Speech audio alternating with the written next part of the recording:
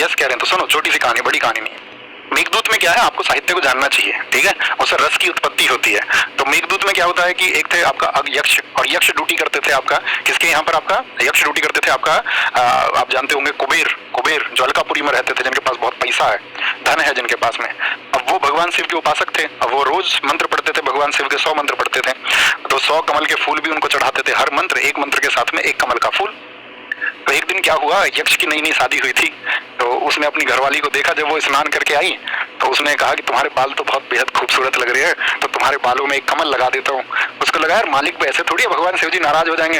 एक दिन 99 चढ़ा देंगे तो क्या कमल में दिक्कत हो जाएगी, अभी तो तुरंत क्या है, वही वाली बात होगी नहीं, चाह एक तो होती है कि चाह नहीं कि सुरबाला के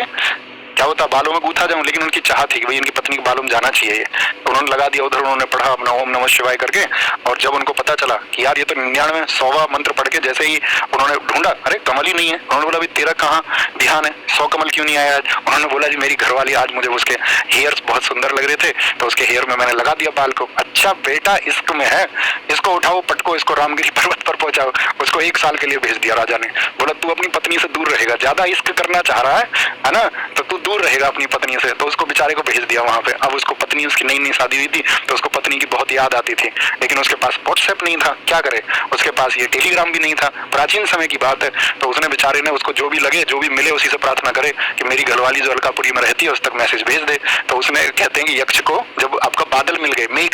यानी बादल से भी उसने मैसेज भेज दिया कि मैं ठीक हूँ और तुम्हारे बिन मैं अधूरा हूँ, 1 साल बाद लौट आऊंगा, मेरा प्रेम, मेरी आस और तुम्हारे प्रति मेरा जो समर्पण है वो अमर है। ठीक है, तो ये कह दिया उसने।